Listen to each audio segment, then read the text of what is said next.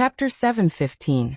Although she was furious that Nitocris had used the sandstorm to toy with her, she was in no hurry to kill Nitocris because she wanted to play with her. Instead, she fought with Nitocris's summoned creatures in an attempt to find joy in the slaughter. Although Nitocris was a pharaoh and had a powerful noble phantasm, if Gypril assassinated her or launched a surprise attack, Nitocris might not be able to use her noble phantasm.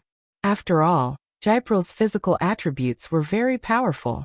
Based on the servant panel, it was the attributes of a top-notch servant. Therefore, Gypril, who did not directly kill Nitocris, actually wanted to play with Nitocris to avenge the shame of the sandstorm. As a result, when Gypril fought with the Sphinx summoned by Nitocris, Gypril was gradually affected by Berserk to the extent that she did not even listen to Wuming's words. Although it was not clear whether this was the case or not, Wuming felt that his judgment was correct. In short, in fact, Gypril reaped what she sowed. Wuming's tone was somewhat helpless, but things had already happened, and Wuming could only smile. That Servillo. Nitocris looked like she wanted to say something but hesitated. If you have something to say, just say it. After all, this time we are in the wrong. Wuming calmly signaled Nitocris to speak her mind. Yes. Nitocris nodded. Although I am not a member of your camp, if possible, please do not punish Miss Gypril. If I understand correctly, are you pleading for her? Wuming glanced at Nitocris in surprise.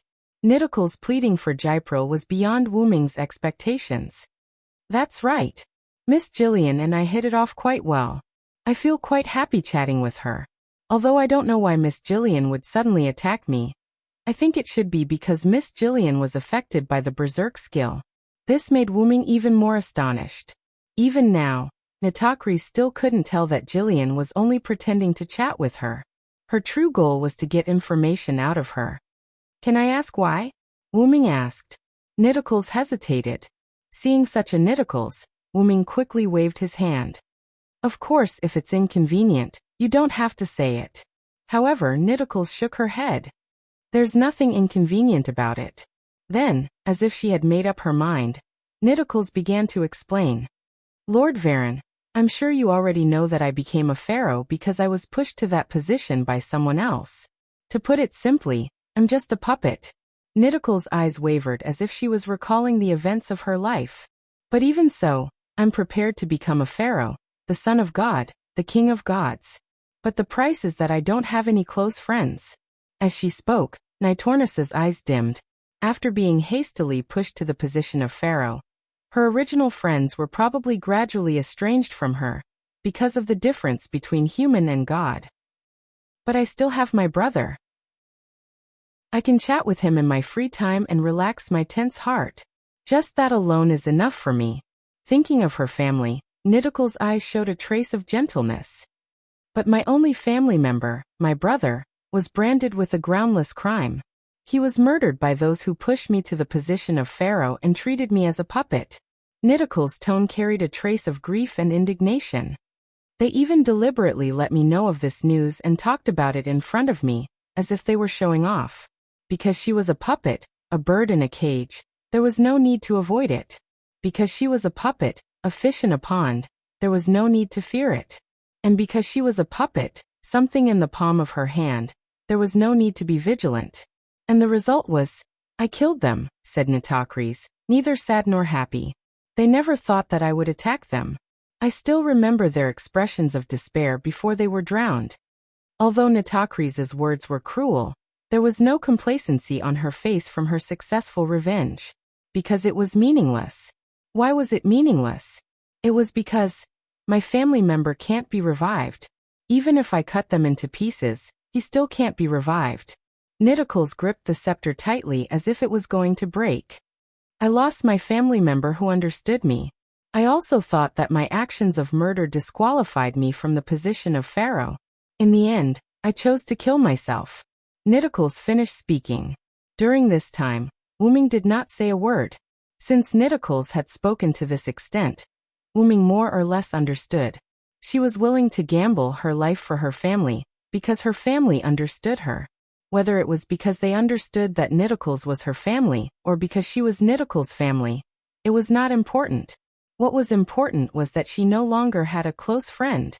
After talking with Gopro for a while, Nidicles clearly felt that Gopro could understand her and could become her close friend.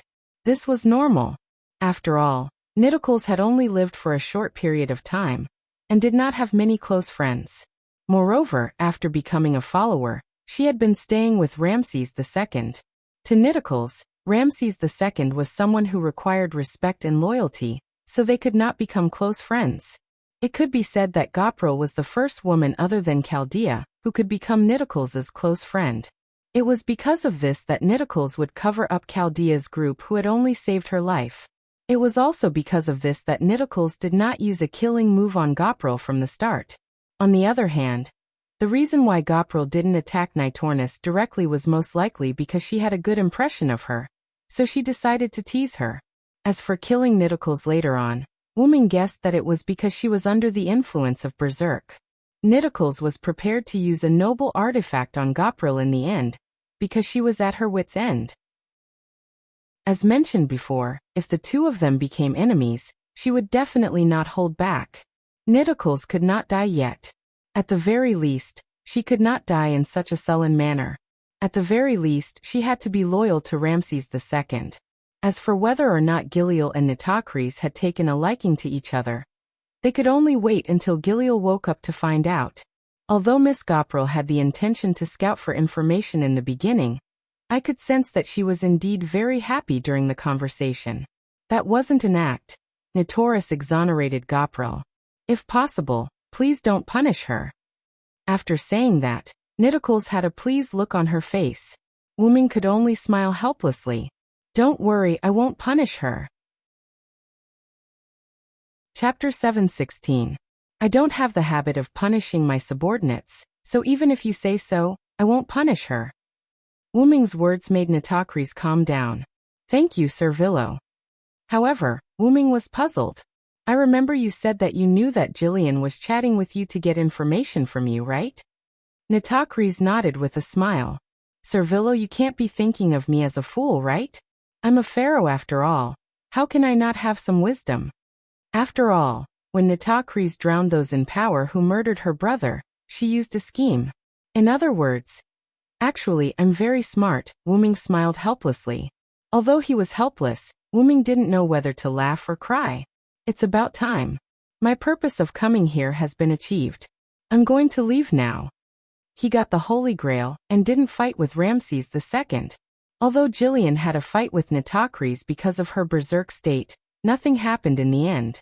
So Wuming was ready to leave. By the way, Sir Villo, I have something to report. When she heard that Wuming was leaving, Nitocris instantly remembered something. What's the matter?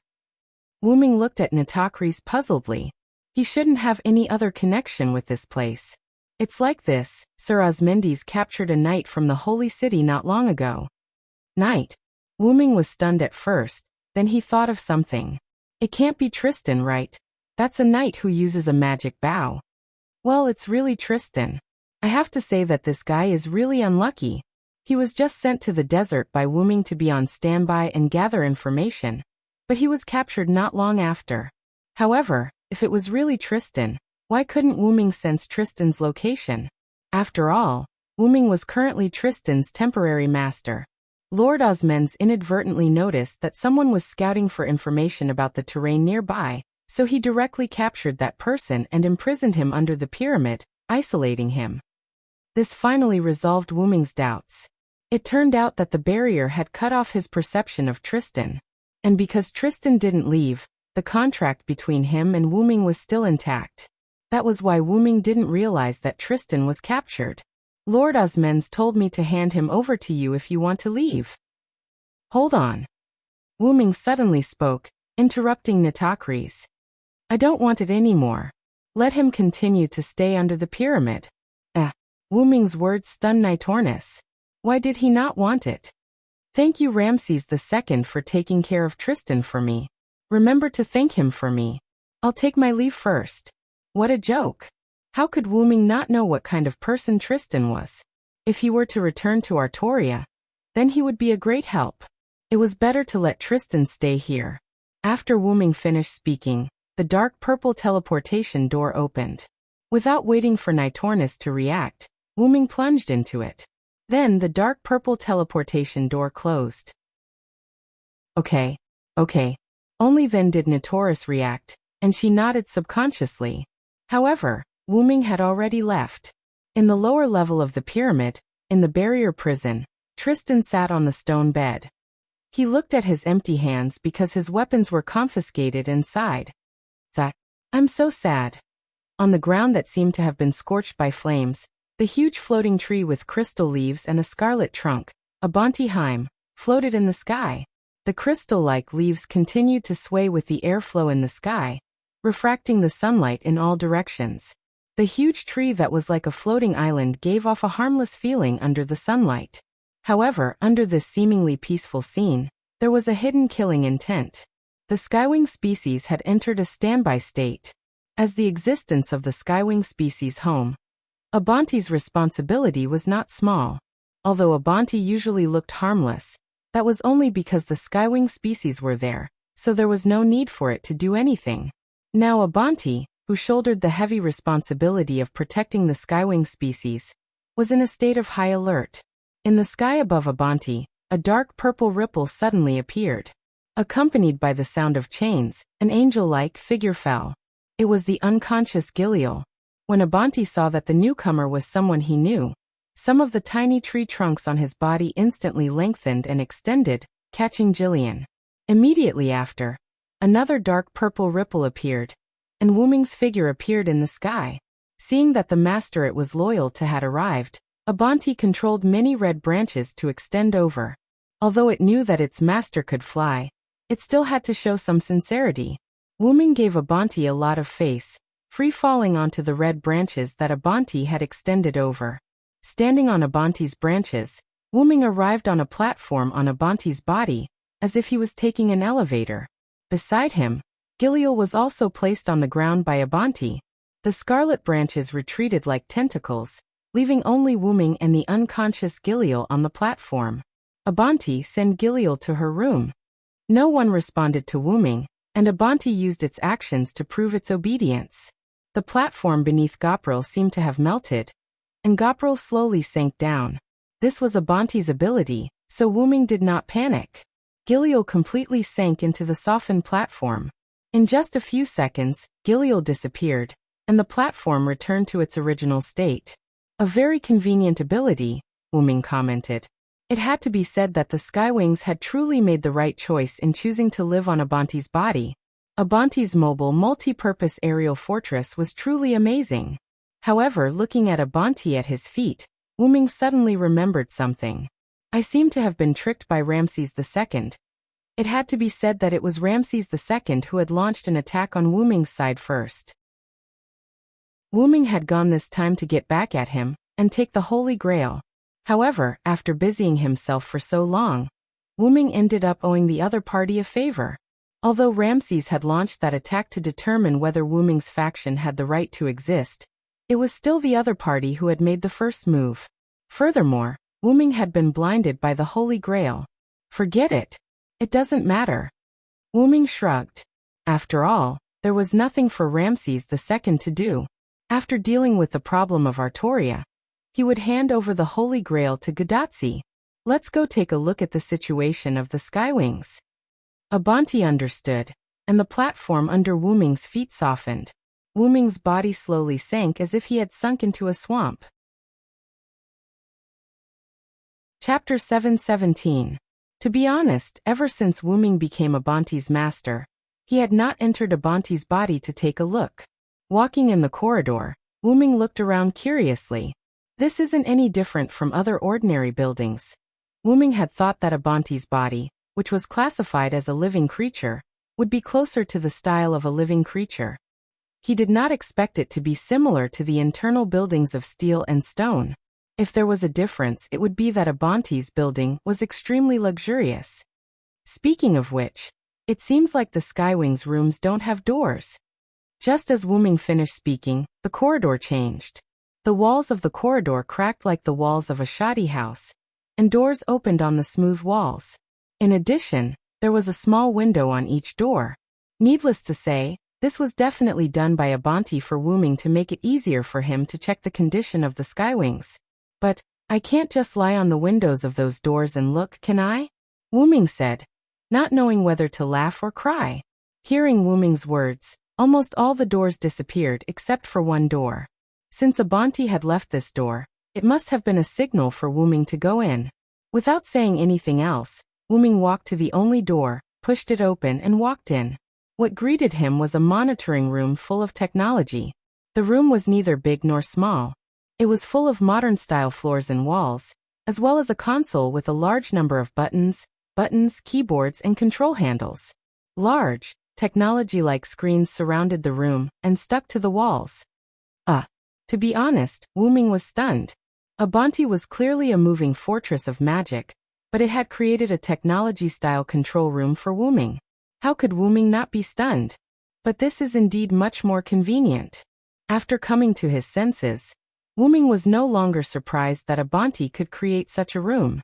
According to Wuming's understanding, it seemed that the servants would gain modern knowledge when they were summoned. Although Wuming was not sure if the servants summoned in the singularity would gain modern knowledge, seeing how Abanti had so skillfully created such a technology-style room, it probably had already gained modern knowledge. I hope it's that convenient to use, Wuming said as he walked to the console. After all, Wuming was not sure if Abanti could create such a sophisticated instrument just by relying on the modern knowledge given by the summons. The whole room was quite simple. Apart from the big screen and console, there was nothing else. The console, of course, was located in the middle of the room, facing the door. Wuming walked to the back of the control panel and sat on the bright and clean sofa chair. It's quite comfortable. Wuming patted the armrests on both sides of the sofa and nodded in satisfaction. Then, turn the big screen and let me take a look. After Wuming finished speaking, Abant began to move. Buzz. One by one, the big screens changed from a dark state to a dazzling blue light. Immediately afterward, the buttons and joysticks on the console also emitted light. Well, it looks like it. Wuming nodded. He didn't expect Abanti to be able to restore this sense of technology. It was quite smart. Immediately afterward, a virtual screen generated by magic appeared in a folded state on the console in front of Wuming. Wuming was stunned, but Wuming's heart was not calm. Is that it? The big screen on the wall lit up with a blue light and nothing else was displayed. It was as if it had crashed.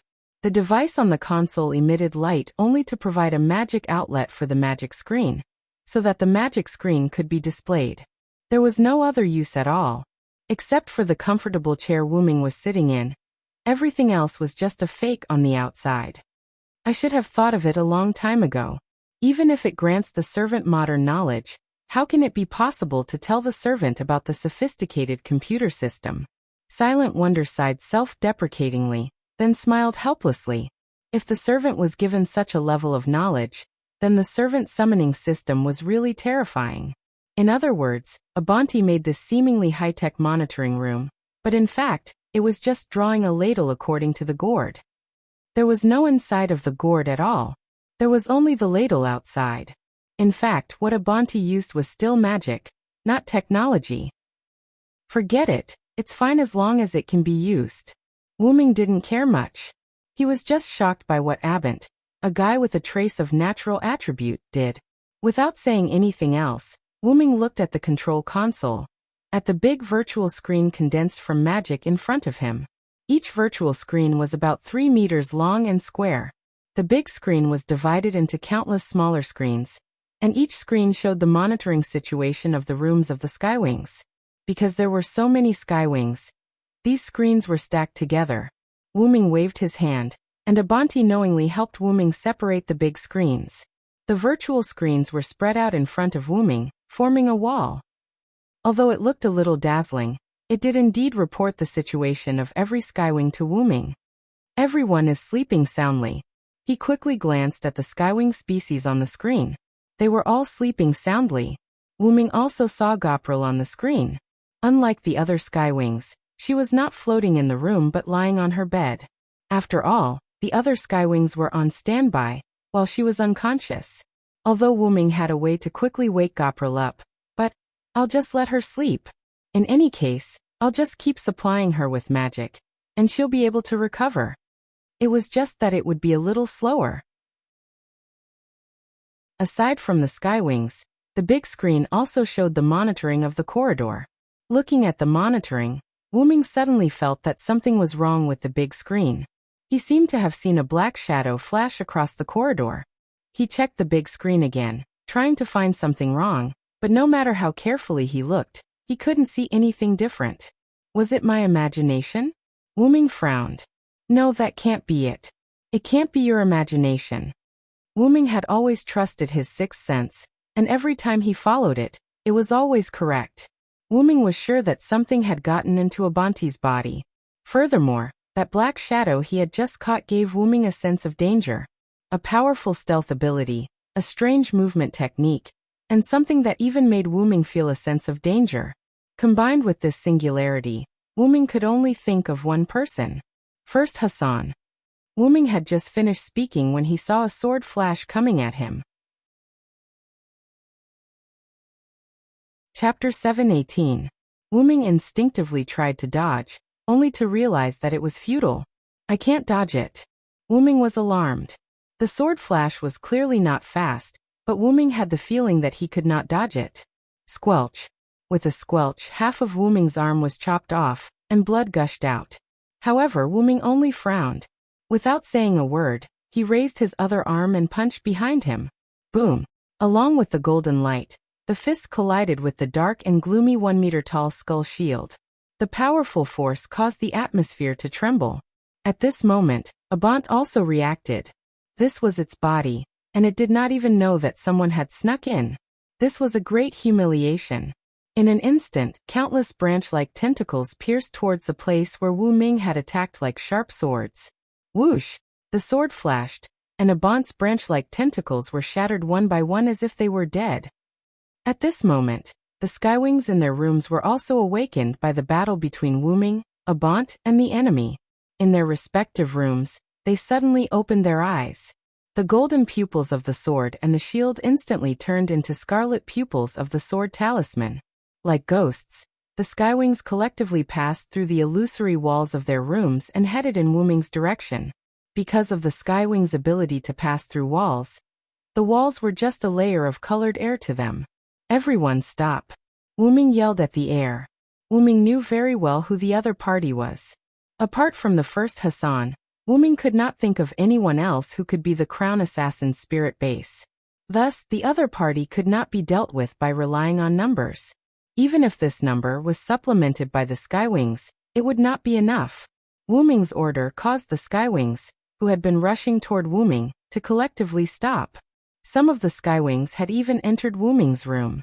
Return to your rooms and wait for further orders, Wu Ming said as he gave his second order. Whether it was the skywings who had already reached Wu Ming's room, or the other skywings who had not made it in time, they collectively bowed and left with their heads lowered. The skywings retreated to their rooms, but they continued to stare at Wu Ming's room with their scarlet eyes. Although Silent Wonder was very dissatisfied that the skywings were berserkers, he had to admit that there was a benefit to berserker servants, and that was that they were exceptionally obedient. When Wu Ming said everyone stop, it naturally included Abantheim, so Abant did not attack again. First Hassan, you and I have nothing to do with each other, so why are you trying to assassinate me? Wu Ming said in an unfriendly tone as he looked at the shadow where Wu Ming had attacked.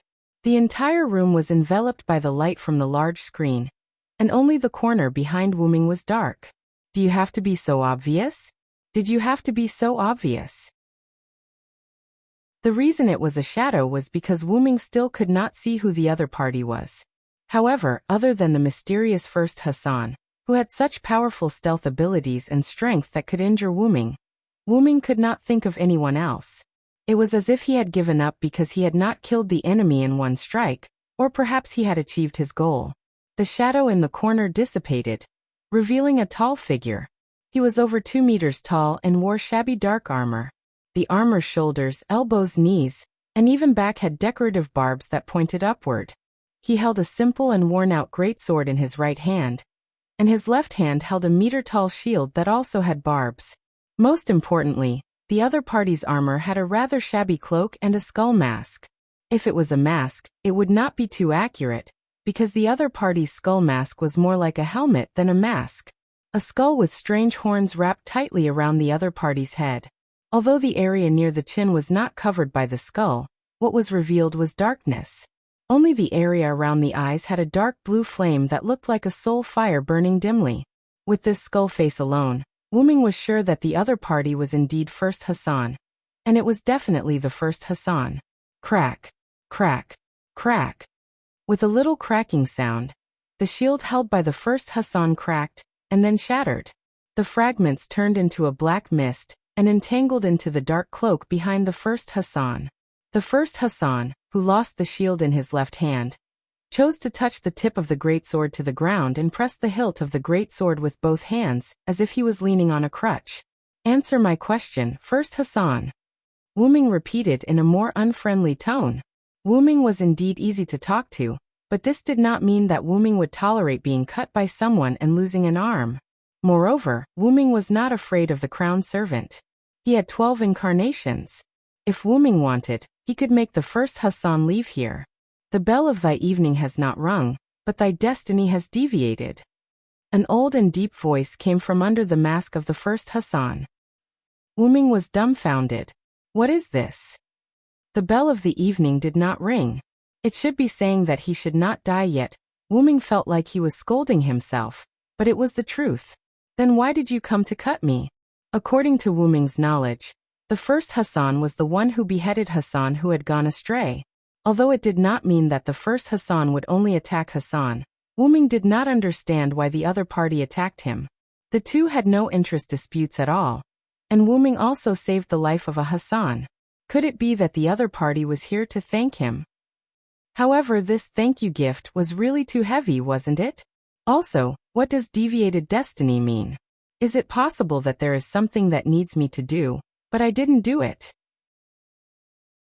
Even if it was a reminder, why did you have to cut me directly? The First Hassan had the ability to kill the opponent instantly. Wuming could also feel the power of instant death from the cut, but the cut on Wuming did not trigger the instant death effect at all.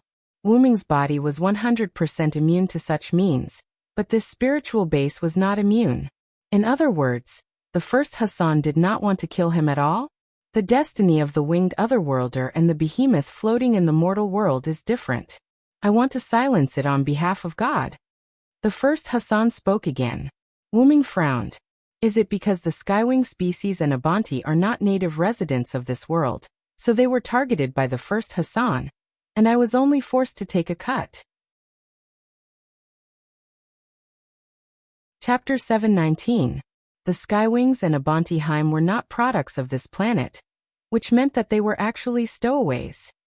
As the thugs of the restraining power, the crown servants were there to deal with these stowaways. However, with the relationship between Wuming and the restraining power, how could the restraining power attack Wuming? Furthermore, the First Hassan had aimed at Wuming, so Wuming did not understand what was going on. However, after hearing the First Hassan's next words, Wuming understood. However, the blade has already been unsheathed. There is no second strike. To put it simply, the First Hassan had let go of the Skywings and Abanti. So in other words, Wuming had taken the punishment on behalf of the Skywings and Abanti. Wuming, who had figured it out, sighed, and the anger in his heart dissipated. Now the world was in a state of burning humanity, and the restraining power, Alea, was definitely not in a good state. The First Hassan might have been sent out to help Chaldea save humanity. The First Hassan's mission was to find out about the abnormalities, and the Skywings and Abanti, as stowaways, were definitely one of the abnormalities, which was the so-called violation of destiny. Destiny was an established fact. Originally, there were no such conspicuous existences like Abanti and the Skywings in history, so this was considered a violation of destiny. Take the Lionheart King, who was currently in the Holy City, as an example. She had replaced the Lionheart King to rule the Holy City, which was considered a change of fate, and could also be considered as taking over the Lionheart King's destiny. Since Wu Ming's side was considered to have gone against the will of the heavens, then wouldn't Ramses II's side also be considered to have gone against the will of the heavens? That was very likely. Wu Ming recalled some details about Ramses II. When Ramses II and Wu Ming were talking, Ramses II had been holding his head, and his neck gave Wu Ming a feeling that something was wrong. He did not think much of it at first, but now that he thought about it, Wu Ming felt that something was wrong. Could it be that Ramses II had already been beheaded by the first Hassan, and it was even his head? After seeing the first Hassan's stealth and assassination ability, Wu Ming had no doubt that he could successfully infiltrate Ramses II's temple.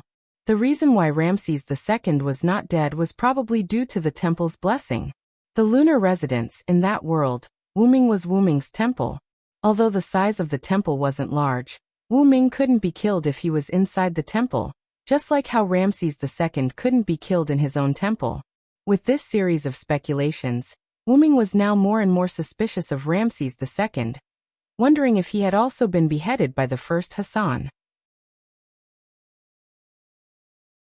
On the other hand, Wu Ming was thinking, sure enough, it's good to have someone above you. Wu Ming silently nodded in his heart. In that case, I won't hold you responsible for trying to assassinate me, first Hassan, Wu Ming calmly said. Wu Ming had gotten the upper hand this time. The first Hassan definitely had not snuck in here for a while. If he had attacked Abant and the Skywings while Wu Ming was looking for Ramses II, they felt that there was no chance of survival, and would have left. According to what the first Hassan had said, it was the first Hassan who had chosen to wait for Wu Ming to arrive before stabbing Wu Ming and letting go of the Skywings and Abant. Thinking about it this way, Wu Ming seemed to have to thank the first Hassan. This was too awkward. Even if the first Hassan had given Wu Ming face and only cut him once, having to say thank you after being cut was not something Wu Ming could do. As if seeing Wu Ming's concerns, the first Hassan directly spoke. I will remember in my heart that thou hast saved Smoky Drunk Hassan. Wu Ming was stunned.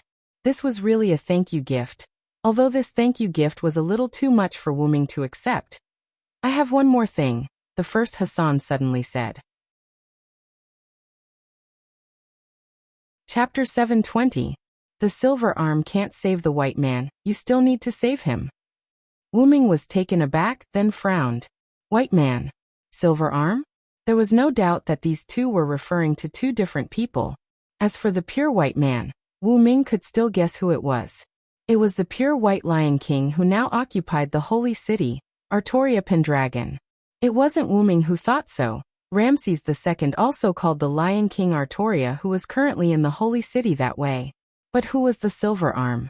Wu Ming didn't remember the silver arm among the people he knew. Or was it someone Artoria knew? The people related to Artoria were only those. The Knights of the Round Table, Merlin, Morgan Le Fay, and so on. But Wu Ming, as the person who accompanied Artoria for most of her life, was naturally familiar with the people Artoria was familiar with. But none of these people were related to the silver arm. Silver arm. Arm. Arm. Arm. Wait. Wu Ming suddenly thought of something. From the information obtained by Wu Ming so far, only 3 Knights of the Round Table did not respond to Artoria's summon. Villo their Ransword, Galahad and Bedivere. Villo was Wu Ming himself, so it was normal that he couldn't be summoned. Galahad was attached to Matthew, so naturally, he couldn't respond to the summon. Bedivere, who was quite loyal to Artoria, also didn't respond to Artoria's summon, which was undoubtedly a big doubt. And Bedivere had a big characteristic as a Knight of the Round Table. He had a broken arm. Among the Knights of the Round Table, only Bedivere had a relationship with the arm. And when he was in the Uruk Singularity, Wu Ming once talked with Merlin. Through the conversation, Wu Ming learned that Merlin was actually very clear about the 6th Singularity, where Wu Ming was now. After all, he had clairvoyance. And the fact that Artoria was in this singularity was revealed by Merlin. Otherwise, Wu Ming wouldn't know that Artoria was here. Still through the conversation, Wu Ming vaguely learned from Merlin that Merlin was not doing nothing. He had foreshadowed something. As for what the foreshadowing was, unfortunately, Merlin either changed the topic or shook his head mysteriously and refused to say it. Maybe Bedivere was that foreshadowing.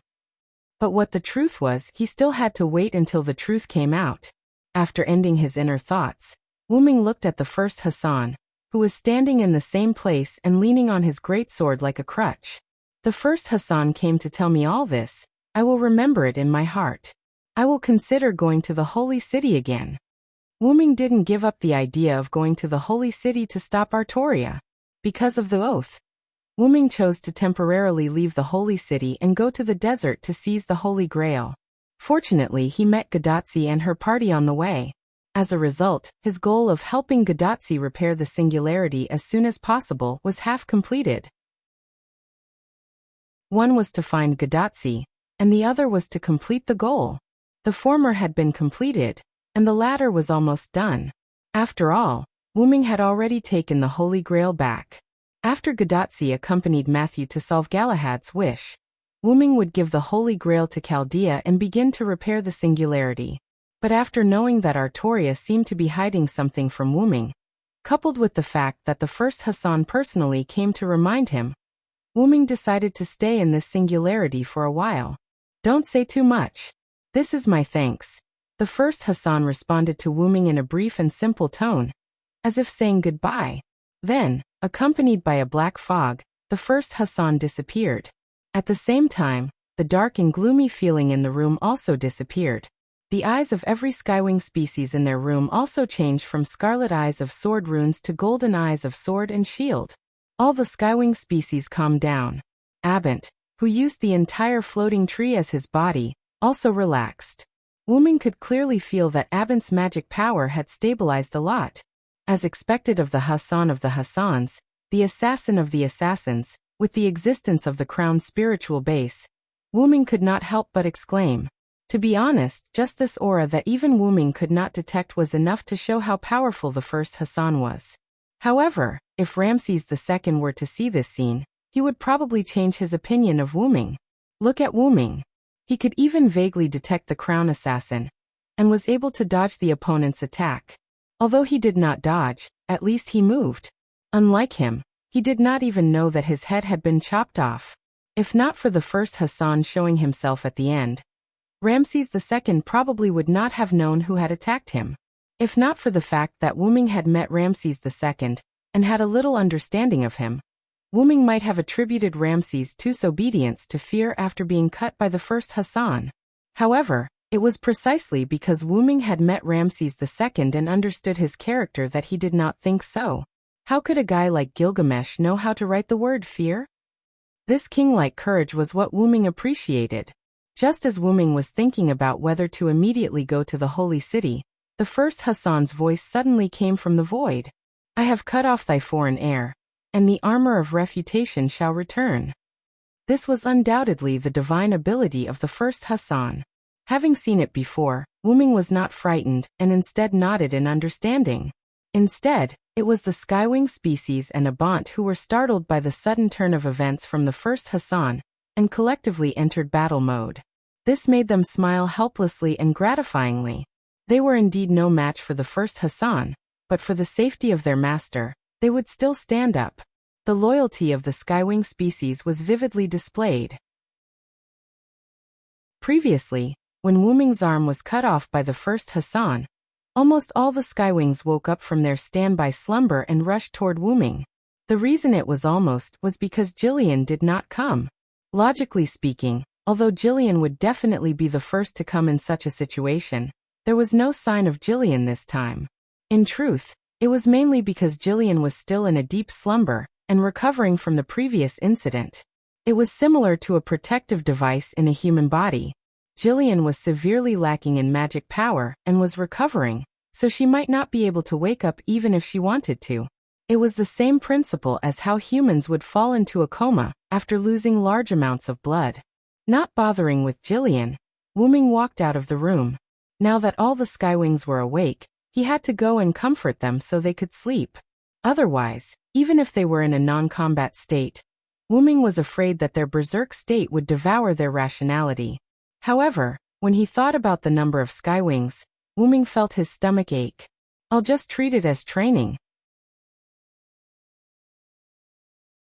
Chapter 721. The skywings had fallen asleep, but it was not Wu Ming who pacified them one by one. After all, this was Abanthi's body, and with Abanthi's help, Wuming had successfully experienced what it was like to be a leader. Abanthi sent a collective message to the Skywings to pacify them. However, this time, the Skywings were more like sleep than standby. Because it was Wu Ming who had personally gone to comfort the Skywings, he had asked them to lie down on the bed like ordinary girls instead of floating in the air and waiting for an opportunity. Although the Skywings did not quite understand this behavior, it was still an order from their master, so they still obeyed. Lying on the bed, the Skywings entered a standby state, but to an outsider, they really did look like they were asleep. Back in the monitoring room, Wuming sat on the sofa and browsed through a large magic screen in front of him. The screen displayed the basic data of the Skywings. Although Abanthi did not really have modern technological knowledge, its magical knowledge was pretty good. Thus, it displayed the basic data of the Skywings in the form of a magic screen to Wuming. Although as the master of these tens of thousands of Skywings, Wuming could see the information of their servants, Wuming could not look at every Skywing one by one. With the idea of slacking off, when the Skywings were summoned, Wuming only looked at their ranks. The information that Abanthi had prepared for Wuming was a great help to Wuming. Because the information of ordinary Skywing race servants was the same, Abant collected the information of those Skywing race servants into a sample and took it out. Unless it was a Skywing with a special skill, the information would not be listed separately. Thus, the screen in front of Wuming only had the information of a few servants. After browsing for some time, Wuming turned off the virtual screen in front of him and leaned back on the sofa. He crossed one hand and rubbed his forehead with the other. Sure enough, Berserker's spirit base has too much of an effect on the Skywings. According to the information provided by Abanthi, the Skywings summoned by Berserker had an EX Berserker rank. What did an EX Berserker mean? Either they were crazy to the extreme and could communicate with others, or they could not communicate at all, not even with their master. One was the extreme of the positive side, and the other was the extreme of the negative side. It was clear that the Skywings had the extreme of the negative side.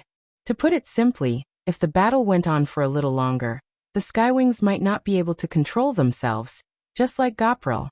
There was even a high chance that they would break from their master's control, which meant that they might break free from Wuming's control or not listen to him.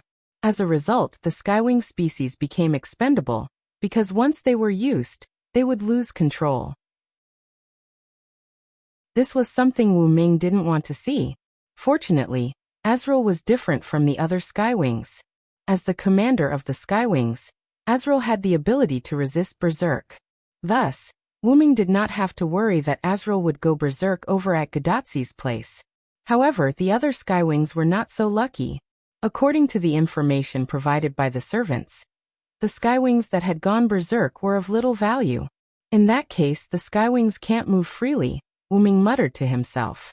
However, as the original individual, Azrael, and the foreign individual, Gopril, could still move. Azrael had a special skill, which allowed her to move freely. As for Gopril, Wuming decided that once she woke up, he would have her follow him. With Wuming by his side, Wuming did not feel that Gopril would go out of control. Wuming could stop Gopril the moment he saw her lose her rationality. In the worst-case scenario, he could use Annihilation Lock to restrain her again. The reason why he did not bring the other Skywings was that Gopril also had a special skill. As the strongest foreign individual, Gopril had a skill that greatly strengthened her damage. In other words, Gopril's Sky Strike was much stronger than the other Sky Strikes of the other Skywings in terms of explosion range, power, and release speed. In fact, because of the skill, Gopril's mana consumption was much lower than the other Skywings. Facing an existence like Gopril, Wuming had no reason not to bring her along. This reason also explained why Wuming had chosen to have Gopril follow him. It was not because she was a foreign individual and had special privileges, but because she had a special skill. Because she was a foreign individual, she was powerful. And because she was powerful, her character was also extraordinary. It was precisely because of her extraordinary character that she had a special skill that was different from the other Skywings. Servants were the clones of heroic spirits, and heroic spirits were a kind of spiritual existence that was a combination of the human spirit and historical legends. This meant that the abilities of heroic spirits did not only rely on their own abilities, but also their inheritance. For example, take a servant that Wu Ming had once met, the Assyrian Empress Semiramis. The noble phantasm she used in Tulifas was the Hanging Garden of Babylon, a noble phantasm that was sublimated from the essence of the Hanging Garden, a miracle building that had disappeared. The Hanging Garden of Babylon, one of the 7 wonders of the world, was not actually created by Semiramis. Its actual creator was actually Nebuchadnezzar II. It was precisely because of this that it was called the Hanging Garden of Babylon. It could be said that the Hanging Garden of Babylon had nothing to do with her, but because it was rumored in later generations that she had created the Hanging Garden of Babylon, one of the 7 wonders of the world, the Hanging Garden of Babylon, was combined with Semiramis. The Vain Garden of Babylon, Hanging Garden of Babylon, a noble artifact, came into being. The Skywings had not died, were not humans, and had no connection with the human spirit, but they had legends. Just like how Wu Ming had left behind legends in history, and obtained a different identity as a servant, the Skywings also had stories in other worlds. Since they had stories, they naturally had the possibility of becoming heroic spirits. And Wu Ming had cheated by summoning the Skywings, so some of their skills or noble artifacts would naturally change because of what they had done in their own world. Azrael and Gopril were examples. Since that's the case, I'll just use the other Skywings as my trump cards. After that, Wu Ming put down the hand that was rubbing his eyebrows and opened his eyes. Immediately after, Wu Ming casually waved his hand, and golden ripples spread out around Wu Ming. A silver-white chain with a dark purple aura extended out of the golden ripples. Chapter 722. This was the chain that Wu Ming had used to subdue the berserk Gopril. Its name was Annihilation Lock. Wu Ming looked at the chain that resembled a heaven lock, but was no longer a heaven lock. His heart was filled with all sorts of emotions. Wu Ming stroked the Annihilation Lock, and the Annihilation Lock seemed to have a mind of its own. Because of Wu Ming's touch, it flickered with a faint purple light. I didn't expect you to turn a fake into a real noble artifact. That's right. The Annihilation Lock in Wu Ming's hand had already become a noble artifact. It was not wrong to call it a noble artifact. Wu Ming had added his own authority to the chain. Although it was a weakened authority, the authority of a god was still not to be underestimated. When Wu Ming sent Gopril back, he discovered that the pseudo-heaven lock, which had absorbed one of Wu Ming's weakened authority, had been upgraded to the Annihilation Lock, which was a noble artifact. The Annihilation Lock was no longer a fake that would dissipate due to the evaporation of magic power. Instead, it had become a genuine noble artifact that would not wear out even after 1,000 years. The danger of this singularity is beyond my expectations, Wu Ming said calmly. To find help, Wu Ming had used his dependent incarnation. As there was no effective way to subdue Gopril, Wu Ming had deposited the authority of the Annihilation Incarnation into the pseudo-heaven lock, so that the chain that he had casually created could bind the berserk Gopril. And just now Wu Ming had also used his giant incarnation. As for when he used it, it was when Wu Ming had punched the first Hassan. At that time, Wu Ming defined the first Hassan as an enemy who had cut off one of his arms. Wu Ming did not dare to be careless. Therefore, Wu Ming directly used giant incarnation, gathered the power of giant into his fist, and punched at first Hassan. However, Wu Ming was surprised that first Hassan's shield was able to block his attack. As expected of a crown servant. Even though the assassin class was generally considered the weakest among the 7 classes, the assassin class was not inferior to the saber class, which was generally considered to be the best class. The other saber servants were slightly inferior to the first Hassan. However, Wu Ming was not weak either. The giant incarnation's attack directly shattered the first Hassan's shield. That was the weapon of a crown servant, and it was not something that could be broken by just anyone. Just like the first Hassan's simple and unadorned greatsword that looked a little damaged and had become unsharp, and the cloak behind the first Hassan that looked like a ragged cloth. Both of them were not as weak as they looked on the surface. The greatsword that was constantly infused with the faith of the first Hassan had reached a level where it was undamaged, and it even had an instant death effect. The broken cloak was also quite powerful. Not only could it set off a sandstorm that was enough to cover the sun, but it also had a powerful defensive ability that was not weaker than the first Hassan's shield. Therefore, Wu Ming was able to break the first Hassan's shield. After all, in Wu Ming's opinion, the body of a servant was still too weak, unless he could also have a crown spiritual base. However, the crown spiritual base was created by suppression. Wu Ming did not need to submit to someone who was destined to be weaker than him, even if the other party was good to him. Anyway, when Wu Ming found his body, Wu Ming did not need to be a yes man anymore.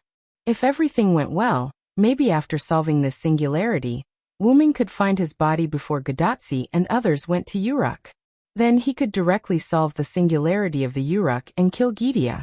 He had already seen Gidia's means, and he also forced the other party to detonate the black mud on the outer layer of each world to choose to severely injure Wu Ming. Gidia must have also been injured, otherwise he would not let Wu Ming mess around in this singularity. Gidia, who also saw Wu Ming's power, was really vigilant against Wu Ming. Since Wu Ming had already done so many things in this singularity, and no one stopped him, it was obvious that Gidia did not pay attention to this singularity. In Gidia's view, even with the help of Wu Ming, Chaldea could repair these burned residues, and it would have no impact on the result. To be more ruthless, even if the burn of humanity was rewritten, and the burn of humanity was successfully restored by Chaldea, it would have no impact on Gidia. The reason was very clear to Wu Ming, because Gidia's vision, or ambition, was no longer here. Gidia, who had come into contact with the black mud, had long changed his target to other worlds, a wider sea of stars. Although Wu Ming did not know what Gidia's original purpose was, Wu Ming knew that Gidia's purpose had changed from the original goal to going to other worlds. This was like a person's original plan was to take a rocket to the moon that was suitable for him, but before taking off he found a more habitable planet, Mars. Then using the existing fuel, changing the route, and going to Mars wasn't impossible, right? As for the residues of the fuel, at this point, that kind of thing was no longer necessary for that person to pay attention to. But for Gidia, Wu Ming, this bomb still needed to be paid attention to. And for Wu Ming, this hidden danger, Gidia, also needed to be paid attention to. Although Wu Ming was confident that the next time he fought with Gidia, Gidia might also have the same confidence. After all, both sides understood each other after fighting once, so Gidia might also have a way to deal with Wu Ming. But that was all in the future. From the current situation, Wu Ming and Gidia wouldn't meet for a while, and Wu Ming didn't have to worry about Gidia coming out to cause trouble. Closing his eyes, Wu Ming went deep into his inner world. A huge stone plate appeared in Wu Ming's heart. There were 12 small stone plates on the large stone plate. The small stone plates were placed in the 12 o'clock direction like a scale, and 3 small stone plates were in a completely dim, petrified grayish-white state. They were the giant incarnation at 2 o'clock, the annihilation incarnation at 5 o'clock, and the dependent incarnation at 8 o'clock. These 3 incarnations had been used by Wu Ming, and Wu Ming could only use the remaining 9 incarnations. But Wu Ming didn't regret it. After all, good steel should be used on the blade. After that, Wu Ming left the inner world and opened his eyes. The next thing he needed to think about was Artoria. Chapter 723. Whether it was from Ramses II or the first Hassan, Wu Ming learned one thing. That was, Artoria's change was not as simple as it seemed on the surface.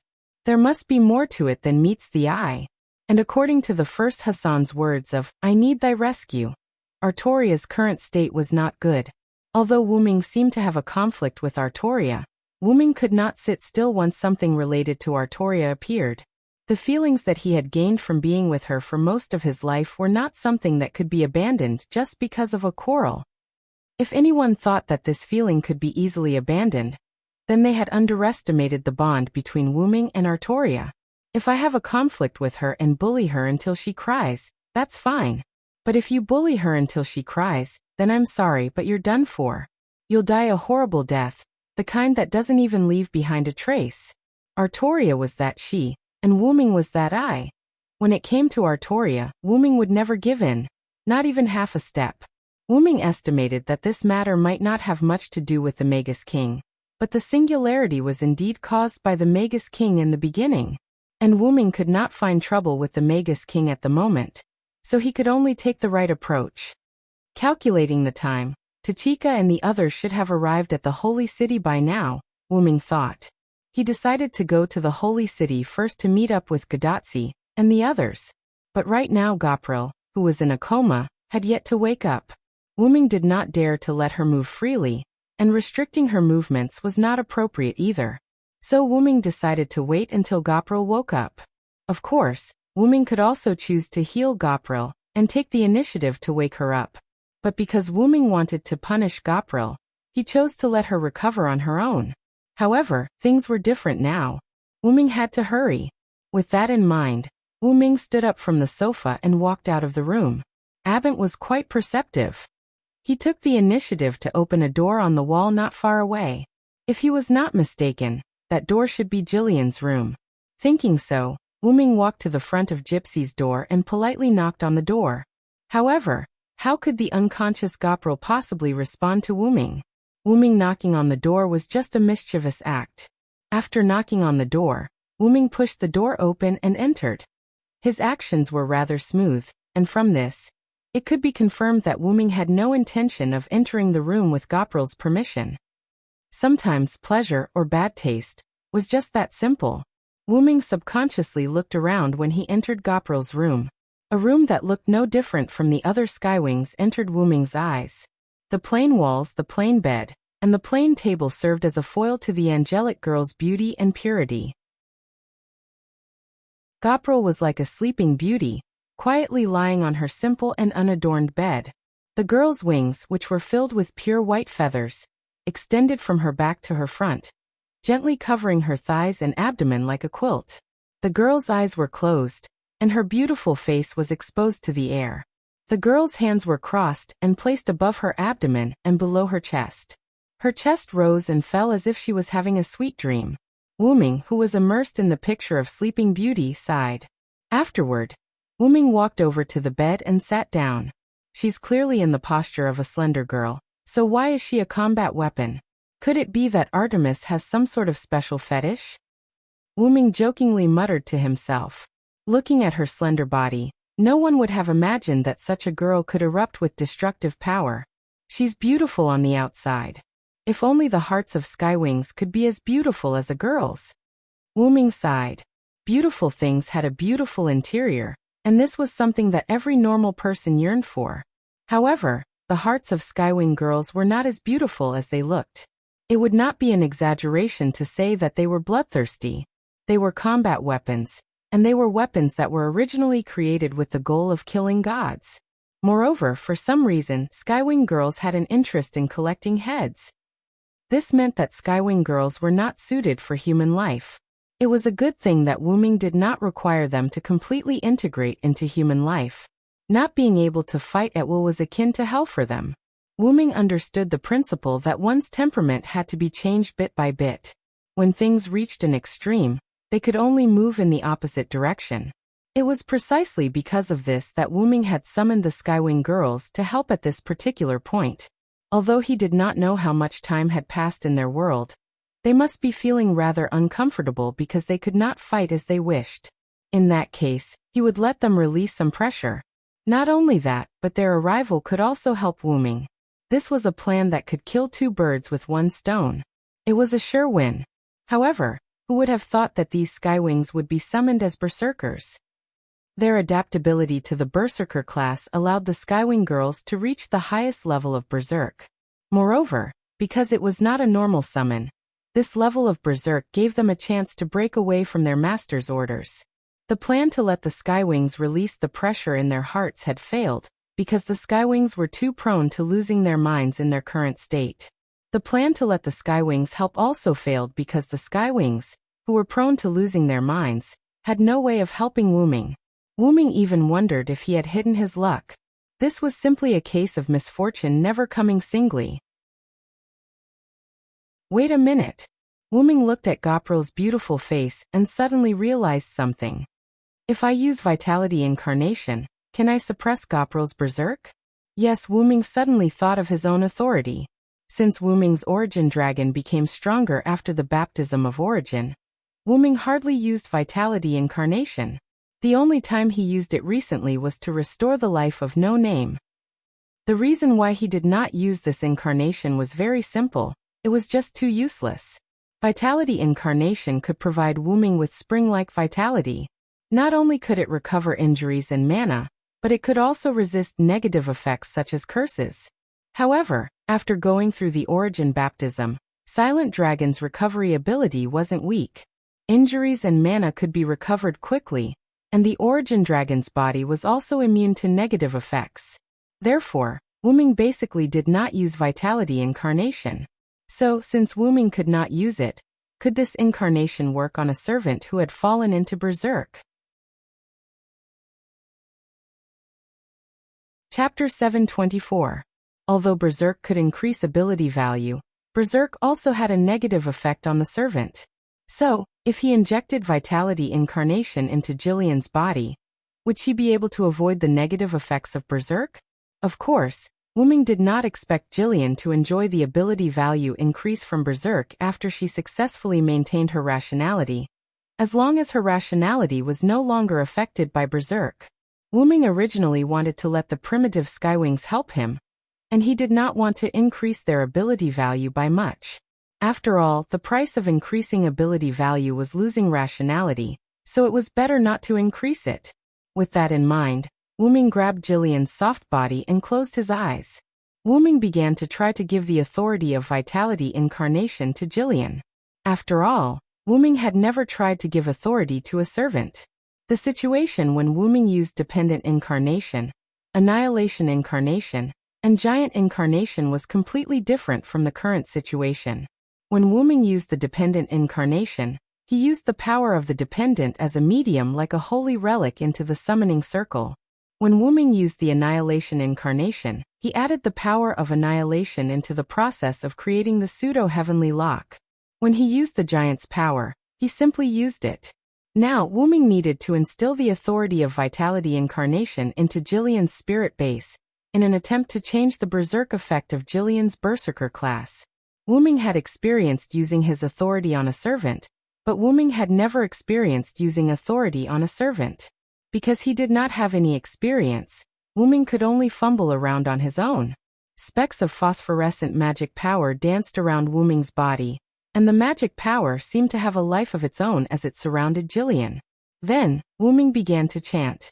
The one with the supreme divine power of the guardian, the protection of the god, the abomination of the devil, nothing can get close to her, surging like a fountain of vitality.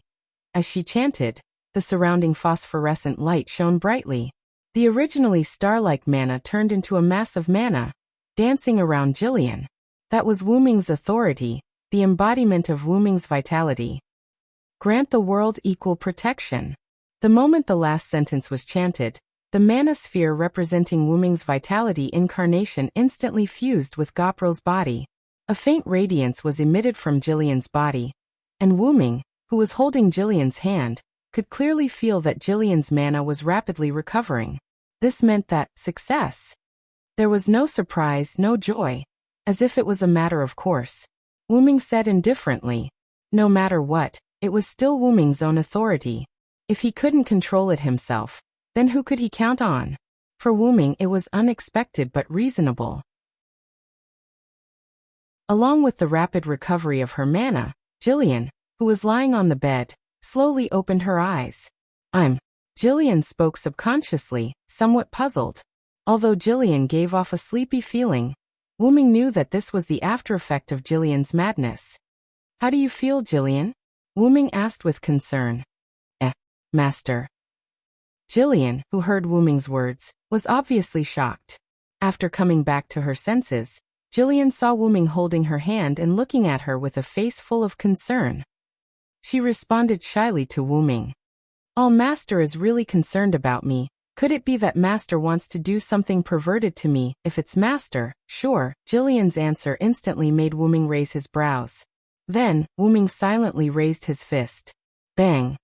After a short while, Wu Ming sat on Jillian's bed with his legs crossed, while Jillian stood in front of Wu Ming with a smile on her face. It seemed that there was no problem at all. Of course, that was if one ignored the bump on Jillian's head. How do you feel, Jillian? Wu-ming crossed his arms and repeated his previous question. Jillian, who had learned her lesson, naturally didn't tease Wu-ming anymore. Instead, she began to answer seriously. Yes, although I don't know what happened, my body seems to have endless energy. Jillian wasn't an idiot. Instead, she was quite smart. Naturally, Jillian remembered what had happened before she lost consciousness. Combined with her own berserk yeks, Jillian naturally deduced that she had lost her rationality and went berserk because of that skill. Although Wu-ming didn't say it explicitly, the reason why she could wake up without any discomfort was probably related to her master. You don't have the urge to kill like crazy anymore?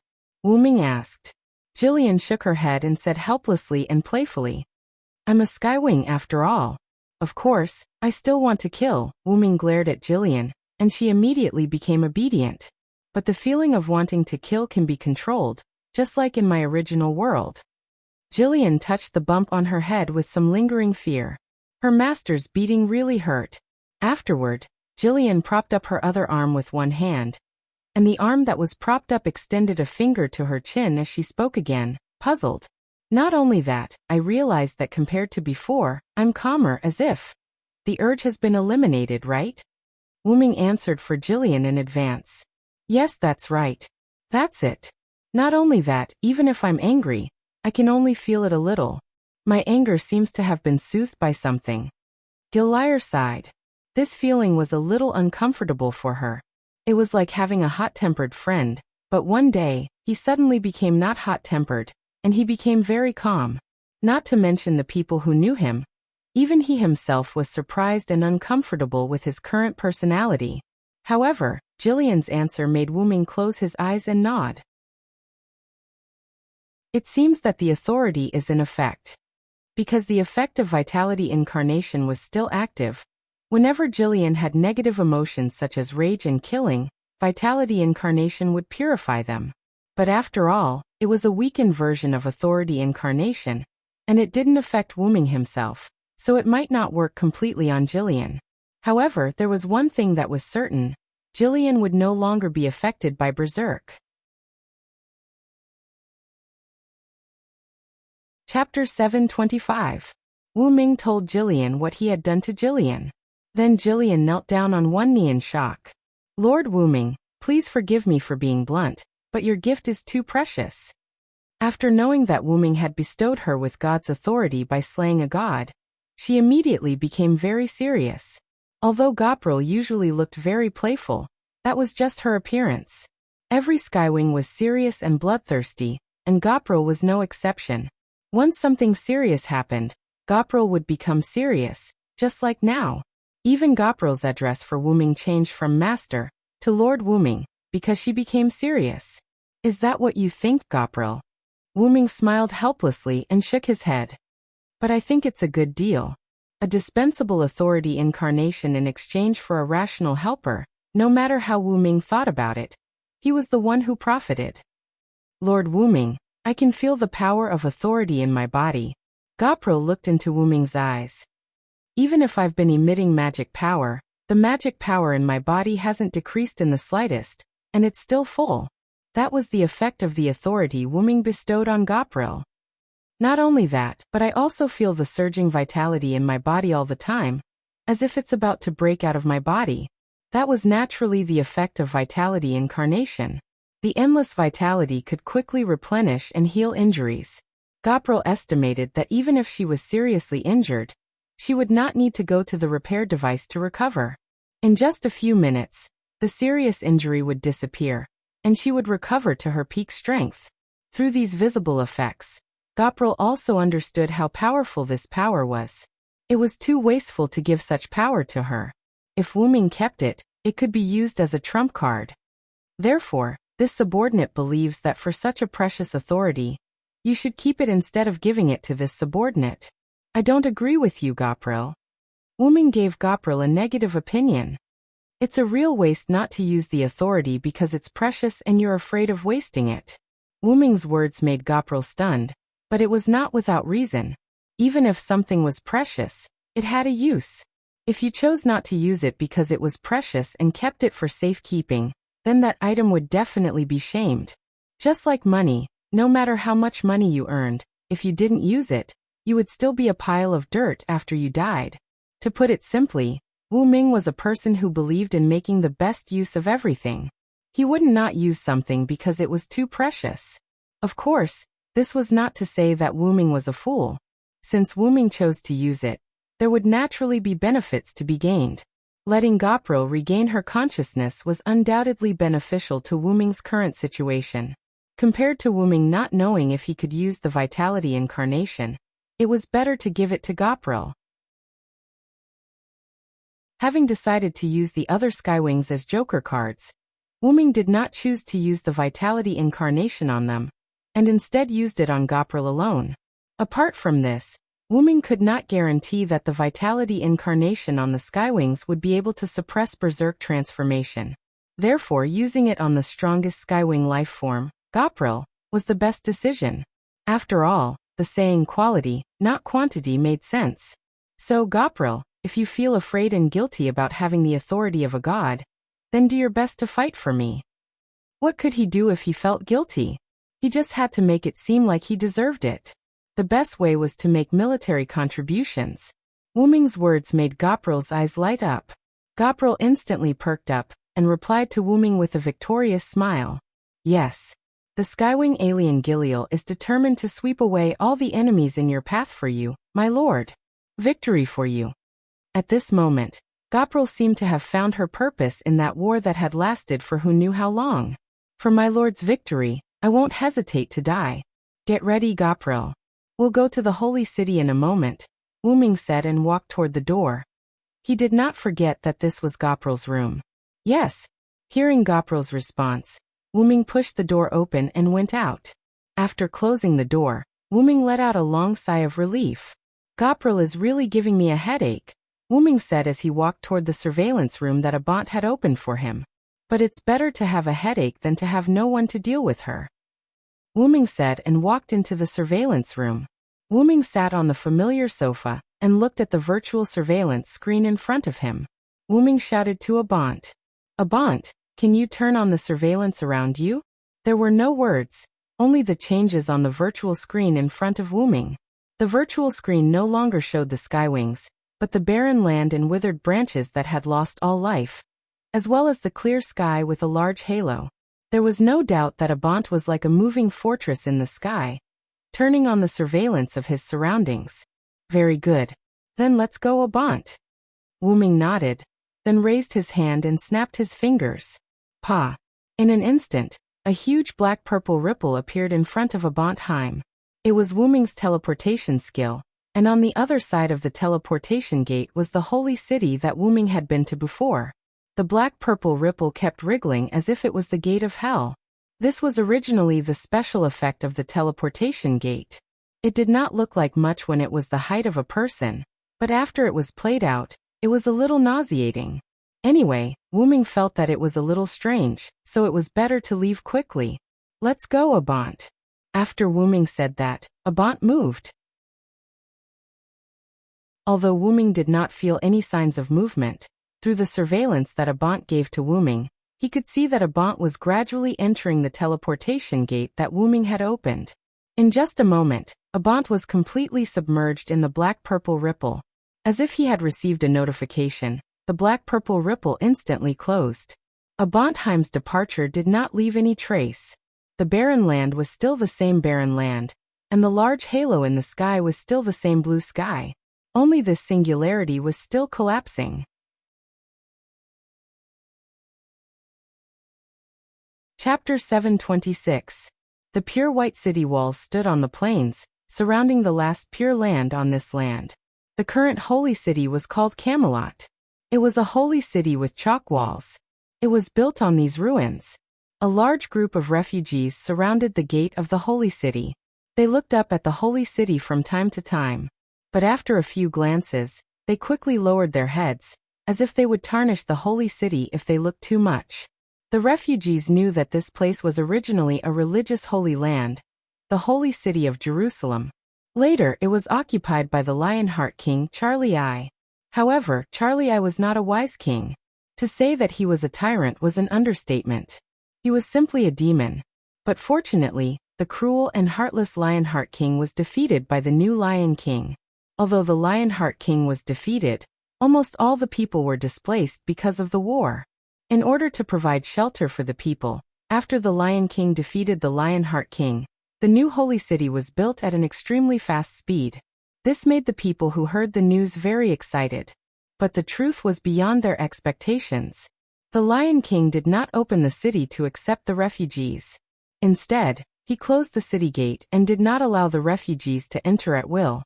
Moreover, he also ordered that the holy city would hold a holy selection every once in a while. As long as they passed the holy selection, they could enter the holy city and start a new life. However, the refugees who had suffered a lot did not want to wait any longer. So the first bird came out. Defeating the evil Lionheart King made the Lion King on the side of justice in the eyes of the people. The Lion King was benevolent. This was something that many people believed at that time and even now. However, there were always some people who were not honest. People were divided into good and evil. The good people waited for the holy selection to proceed, while the evil people raised the flag of rebellion. They formed a rebellion army and launched an attack on the holy city. However, how could these so-called rebels be a match for the Lion King who defeated the Lionheart King? In the eyes of outsiders, the rebel army was instantly defeated without any surprise. However, the Lion King forgave them and let them participate in the holy selection. What a benevolent king! These refugees who only knew how to express themselves thought so. However, the problem was that since it was a selection, there must be people who failed. However, this was something that no one noticed. Where did all the people who failed the selection go? The refugees only thought that those people had entered the holy city to live, and didn't think too much about it. Even the rebel army, that wanted to rebel against the Lion King had the qualifications to enter the holy city. How easy was it for this king to be selected? No, it should be said that this Lion King was very benevolent. In this way, the people who had been displaced by the war would naturally rush here spontaneously after hearing the news. More and more refugees rushed over and entered the holy city. The number of refugees in the wilderness dwindled. The newly arrived refugees did not consider whether the sacred city could accommodate such a large number of refugees. Or rather, they were subconsciously deceiving themselves. Everything was for the sake of survival. Although there were many dangers in the wilderness of this era, due to the changes in the singularity, there were still many refugees who insisted on coming. As long as there was a glimmer of hope to survive in a safe place, people who yearned for a safe environment would not give up. At this moment, the refugees at the entrance of the holy city were the ones who had just arrived. According to the solemn night patrolling around the holy city, the frequency of saint selection had increased. Now there would be a saint selection every few days. This undoubtedly made the refugees very excited, because they would be safe soon. There would be no more danger and no more harm. According to the solemn night, a group of refugees had been bewitched by the mountain people in the northern mountains and the emissaries of the new powers in the west. They had escaped the holy city's selection. How foolish! Every refugee who gathered at the entrance of the holy city for the saint selection thought so. Giving up a good life in the holy city and running to live with the mountain people. Were they blinded by faith? However, it seemed that one of the leaders of the mountain people had been killed by the holy city's gatekeepers and the guerrilla knights. It could be considered a lesson for those people. However, this had nothing to do with them. Soon, they would be able to enter the holy city and live a happy life. As if responding to the inner thoughts of the refugees, the gates of the holy city opened. Generally speaking, the patrolling knights around the holy city would not enter or leave the holy city. They had their own strongholds around the holy city. In other words, the opening of the holy city's gates meant that the saint selection was about to take place. Immediately after, the sound of steel armor stepping on the ground came from the holy city's gates. Then the sound of uniform footsteps, exuding a surging aura, entered the ears of the refugees. All the refugees stood up excitedly and looked at the holy city's gatekeeper, Sir Gawain, who was leading the solemn knights to conduct the saint selection. Without the slightest change, The Knights of Solemnity surrounded the refugees as if they were preparing for a ceremony. Gawain walked into the encirclement of the solemn knights. He was about to begin the saint selection as usual. At this moment, there was a sudden commotion among the refugees. Gawain frowned. Could it be that someone would appear this time to stop the saint selection? Could it be the Master of Chaldea, who represents the new power, or is it Hassan again? Gawain shook his head. After the saint selection refugees' escape a few days ago, Gawain had brought enough manpower this time. If he still wanted to save the refugees with just a few servants, it would not be so easy. However, I still have to be wary of that winged guy, Gawain muttered to himself. As the representative of the new power, Chaldea's master was indeed not powerful enough. However, Berserker, who had wings like an angel, made Gawain take it a little seriously. As expected of the holy spear that could withstand the holy spear that the king released when he woke up. The people of that new power are indeed very strong. If it were not for the problem of leaving, Gawain would have been more than happy to go all out and have a good fight with that angel. Gawain shook his head. The most important thing now was to proceed with the saint selection smoothly. Otherwise, he would not be able to explain himself to Gawain. Silence! Gawain shouted, and the restless crowd calmed down. However, they all looked at the sky behind them. Gawain was taken aback, then realized something. The holy city was behind him. Could it be that the enemy had launched an air attack? Gawain turned his head and looked at the sky. What he saw made his pupils shrink. For some reason, a huge purplish-black ripple suddenly appeared high in the sky. However, that was not the main point. The main point was the thing that appeared from the purplish-black ripple. It was a huge floating tree. Chapter 727. It was not that Gawain had never dealt with enemies in the sky before, but the enemy in the sky that appeared in front of Gawain really shocked him. The height of the floating tree was far from the ground, and did not cover the ground in the slightest. The holy city was not covered by the floating tree in the slightest. However, this did not mean that the floating tree in the sky was small. On the contrary, Gawain felt that the floating tree was quite big. Based on Gawain's eyesight and his experience, the floating tree that appeared in the sky was quite large. In any case, it was definitely not smaller than the holy city behind him. The reason why the holy city was not covered by the shadow of the floating tree that appeared in the sky above the holy city was entirely because the new floating tree was too tall. Could it be the new force that appeared? Gawain frowned. When he fought with the angel not long ago, the angel revealed some things. Because it was just a hurried fight, the angel did not announce its name and the name of the force. However, Gawain felt that the new floating tree was related to the angel.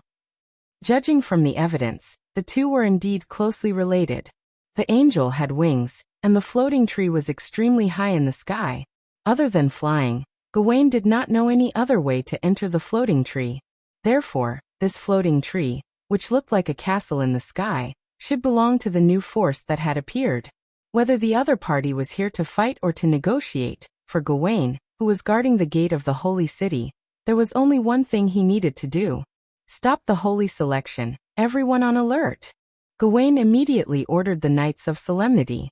Yes, the Knights of Solemnity responded to Gawain in unison. However, even if they were to fight, these Knights of Solemnity would probably not be of much use. Gawain thought so. After all, only servants could resist other servants, not to mention that the Knights of the Round Table had first-class servants. These Knights of Solemnity could only be used to clean up those who were not chosen. Although this was the truth, Gawain could not say it out loud. Without saying anything more, Gawain turned around and walked toward the interior of the holy city. The Knights of Solemnity also neatly changed their formation. From the original encirclement of the refugees, they lined up around the holy city. As a result, the refugees began to panic and lose their heads out of fear. The reason was simple. They did not know the background of the giant tree that appeared in the sky, nor did they know whether it was an ally or an enemy. However, the refugees knew one thing. If a fight were to break out, they would definitely be the first to suffer. Rise, the people suffer. Fall, the people suffer. This saying not only applied to the place where this saying originated, but also to any region, or any region with royal authority. Gawain didn't seem to have any intention of caring about these refugees. Instead, he immediately entered the holy city. The solemn knights ignored the refugees. Thus, the refugees knew their fate. He was just a dispensable weakling. However, they had no choice. Before the Lion King was a kind person, he was still a king. It was impossible for them to vent their anger on the sacred city. Therefore, the refugees could only vent their frustrations on the floating trees that appeared in the sky. However, the solemn atmosphere at the gate of the holy city made it so that they did not dare to shout and curse. They could only express their dissatisfaction with the floating trees in their hearts. Inside the floating trees, or rather inside Abant, Wuming sat in the monitoring room, silently watching the image of the holy city below. I didn't expect Abant's image to be so clear. Although he did not know how far Abant was from the ground, Wuming knew that it was definitely not close. However, the image that Abant provided was at its largest, so detailed that it could reach the hair of the refugees that had fallen to the ground. Thus, using magic to reach the level of science did not make sense. Master, I'm ready." At this moment, Giliel's voice came from outside the room. Giliel very consciously did not open the door, and directly floated in through the wall. The ability of the Skywings to pass through walls made Wuming feel rather helpless. She clearly had the ability of an assassin, so why did she become a berserker? "Then, Master, what do you need me to do? Do you want me to cast Sky Strike?" Giliel asked as she floated around Wuming. "There's no need for that. Besides, even if it's you, I'm afraid you won't be able to cause any damage to the holy city." Wuming did not ridicule Giliel for wanting to cast Sky Strike right from the start. He shook his head rather seriously. "See here." Wuming then zoomed in on the map on the magic screen, shifted his position, and used his finger to point at the interior of the holy city. As Abant was high above the holy city, logically speaking, from the image that Abant provided, he should be able to see the entire interior of the holy city. "But, I can't see the interior?" Giliel was slightly surprised. Yes, from the image directly above, one could not see, or rather, could not clearly see the interior of the holy city. The holy city below was clearly just a city, but in the image, the interior of the holy city was filled with a mosaic-like light film. The light blocked the view of the interior, and from the ground, due to the height of the holy city's walls, it was still impossible to see the interior. This should be the defense formed by Artoria's holy spear. Not only can it defend against aerial attacks, it can also block detection, Wuming explained to Giliel. "Artoria? Master sounds so familiar. Could it be that he's someone Mostet knows?" Giliel teased Wuming in an ambiguous tone, as if she could tell that Wuming had special feelings for that Artoria. Bang! Ouch! Giliel hugged her head and floated around in the control room, trying to relieve the pain. Wuming silently put down his fist, and without even looking at Giliel, he got down to business. "Abant, can you detect Osriel's magic power?" Wuming, who could not see the interior of the holy city, could not determine whether Osriel and Gadatsi had entered the holy city, so Wuming wanted Abant to detect Osriel's magic power. As someone who was familiar with Osriel, Abant must have a way. Abant did not respond, but a progress bar appeared on the big screen. The progress bar ended, and the map of the holy city, including the surroundings of the holy city, reappeared before Wuming. On this map, the location of the city gate and the north were marked with blue marks.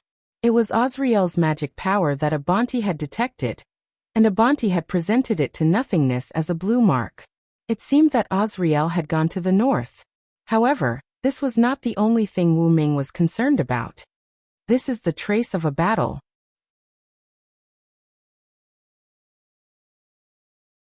Chapter 728. Wasn't it obvious? Wuming ordered Osriel to secretly follow Gadatsi and the others. She would not appear unless it was absolutely necessary. However, Abant detected a lot of Osriel's magic power. Wasn't it obvious that Osriel had fought? And Wuming felt that the magic power left behind was more like a mark left by Osriel than a trace of a battle.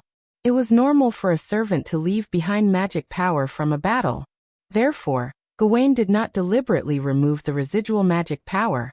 and Gawain's inaction left Osriel's mark behind. The magic power left by Osriel extended all the way to the north.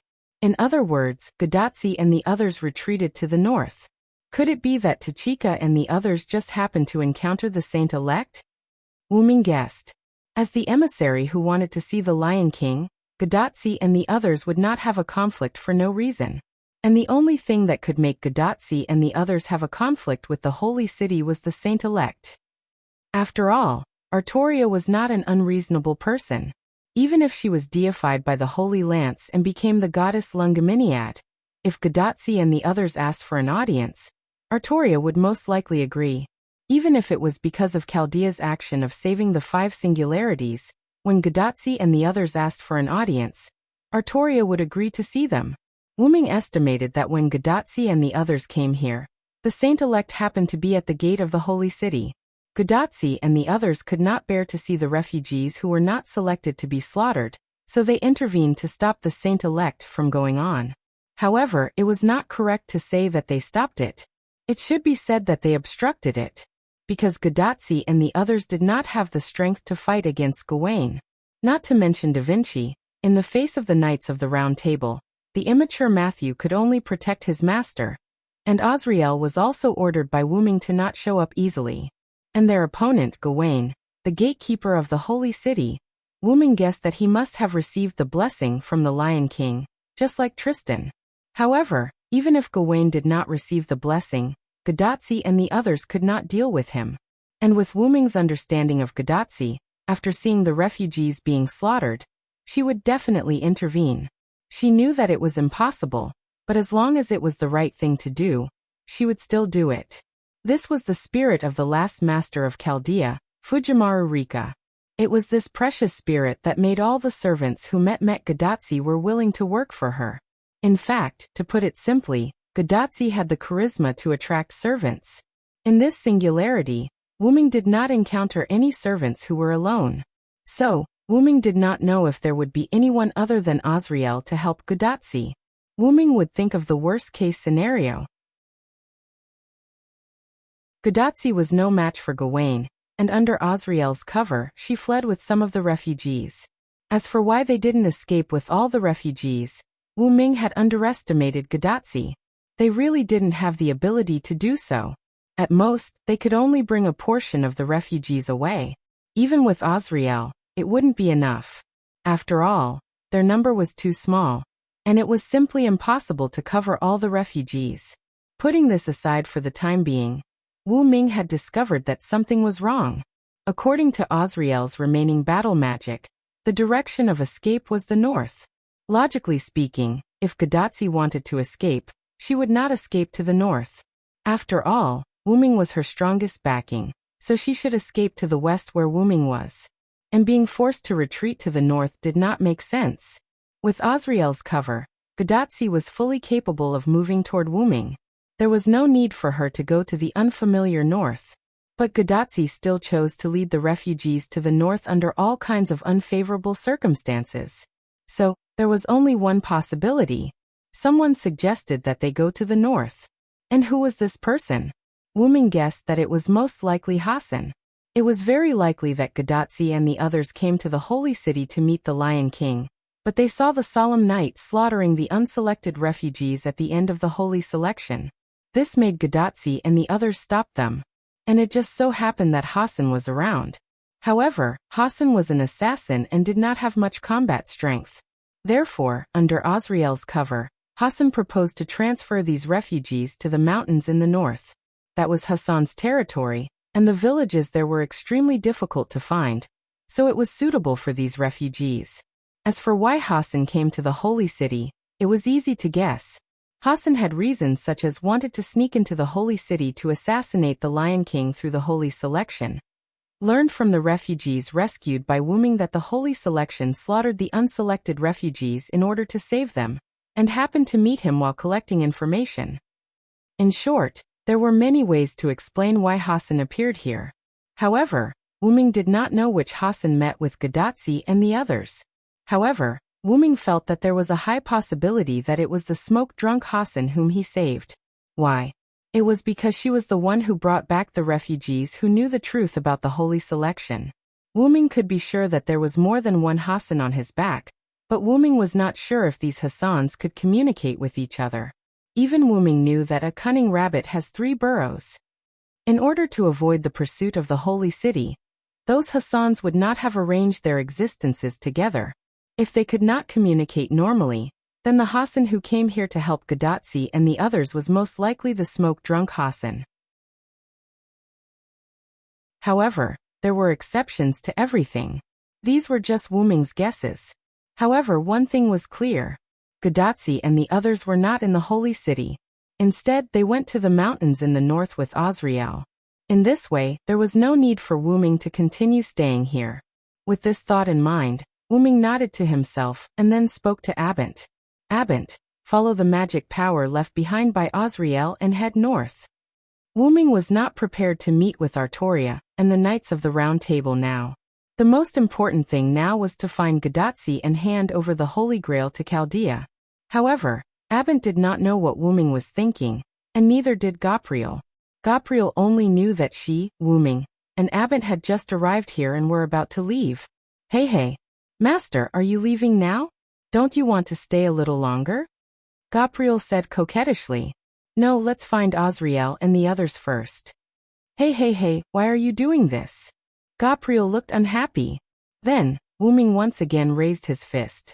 This caused Gabriel's unhappy face to instantly turn into a happy one. Compared to Gabriel's displeasure, Abent was much more obedient. If his master said he was leaving, then he would leave.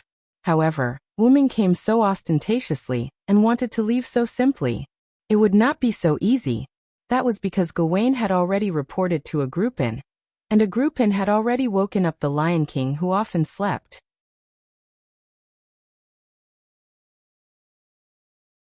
Chapter 729. On the tallest spire in the center of the holy city, the Lion King stood alone on an open platform with the holy spear in her hand, her eyes glowing with golden divinity. Artoria looked at the floating tree in the sky that had begun to move toward the north. Villo. Artoria muttered Wu-ming's name as she looked at the floating tree. In the holy city, Gawain returned to the gate of the holy city. He had already reported to Egwene, and Egwene said that he had already awakened the king when the enemy appeared. The king also said that he would attack the third party that provoked the holy city. After that, Gawain returned to the gate of the holy city after Egwene gave him a few more instructions. Gawain was determined to be the king's tool, so without Artoria's instructions, Gawain would not do anything else. What he needed to do next was to continue the holy purification and clean up the humans who were not qualified. Continue the holy purification. Knights of Solemnity in position. Following Gawain's order, the Knights of Solemnity surrounded the refugees again. The refugees' faces turned from joy to horror as they began the massacre. Ignoring the refugees' screams, Gawain turned around. None of them are qualified. Recalling what Egwene told him, Gawain shook his head. He said that it was the king who told him to immediately carry out the holy purification. Although he did not know why it was so urgent, as a tool, Gawain chose to follow the order. Seeing that most of the refugees had been killed, Gawain shook his head and entered the holy city. Looks like there aren't many people who are qualified to enter the holy city. The Knights of Solemnity would take care of the remaining traces. In the sky, in Abante's monitoring room, Wu-ming naturally saw the scene of the refugees being slaughtered, but there was nothing he could do, because Wu-ming found that Artoria had locked onto him. Although Abante could not detect the holy city, Wu-ming, who had a special connection with Artoria, could feel that he had been locked onto by the holy spear. Artoria did not allow Wu-ming to interfere with the holy purification, because she wanted to prove her determination to Wu-ming. And Wu-ming was not a saint, so he would not risk being attacked by the holy spear to save the refugees. Previously, he had only done what he could to save those refugees at the gates of the holy city. The reason why he saved the refugees from Tristan's hands was also because it was within his capabilities. Of course, there was also the matter of face. Those refugees were saved by him, so if they were killed in front of Silent Wonder, then Silent Wonder would lose face. This time, however, it was different. Abante was high up in the sky, far from the ground. Furthermore, Lungo Minyat had locked onto him. This was a ceremony to prove Artoria's decision to Wuming. If Wuming messed up, Artoria wouldn't be polite. More importantly, if Wuming made a move, he might have a falling out with Artoria. If Silent Wonder had been summoned normally as Varen, then as a knight, he would have been influenced by the spirit base to prevent the refugees from being massacred. But it was a pity. Wuming added his main body's authority to this spirit base, summoning the Skywing species and Abanti. This spirit base was no longer a pure British silver dragon, Vero Cyrus Ed, but the dominant one was the origin dragon, Wuming. Even though the two of them were the same person. Abante, speed up and continue to move north, Wuming urged Abante. Wuming, who had never been to the north, could not use the portal, so he could only use Abante as a vehicle to move. Abant sped up and headed north without stopping. Wuming opened the portal and walked in. After walking out of the portal, Wuming arrived outside of Abante. Wuming silently looked at the tallest tower in the center of the holy city below. It was strange, as if Artoria had removed the shield. Wuming saw Artoria standing at the top of the tallest tower in the holy city. Artoria also raised her head and looked at Wuming. Neither of them spoke. Wuming read some of Artoria's thoughts from her eyes. Artoria's determination showed that she would save people in her own way. Even Wuming could not change her mind. However, Wuming just smiled. He did not think that the first Hassan was wrong. He would definitely come back to save Artoria, who was deeply deified. He waved his hand again, and the black and purple ripples swallowed Wuming. Abante, who was moving north, had also moved a large distance. He was almost out of the sky around the holy city. The two met again, and it ended abruptly. Lord Vero, my king. Guinevere was hiding behind one of the buildings on the platform where Artoria was. He was muttering Wuming and Artoria's names. Let's go back, Guinevere. Artoria's sudden voice startled Guinevere. Yes. Yes. On the other side, Agwawan, who was in the tower of the holy city, saw the floating tree safely leave. He could not help but frown. His king promised him to destroy the enemy, and he did not keep his promise. However, even if his king did not keep his promise, he would not be dissatisfied. It was not something he should think about. Shaking his head silently, Agwawan went to welcome Artoria's return. What he needed to do was to eliminate all the enemies, and then sacrifice them all for the sake of his king's great cause. That was all. On Abante's side, Wuming was sitting on the sofa, thinking about the next step of his plan. Artoria had really changed. She was not the kind of person who would do things her own way. As long as someone advised her to do something, she would think about it and ask for more. However, this meeting between Wuming and Artoria made Wuming see that Artoria, as King Wuming, was not determined because she had become the goddess Lungaminiad. In short, she was on the wrong path. For people who were on the wrong path, what they needed was to be pulled up.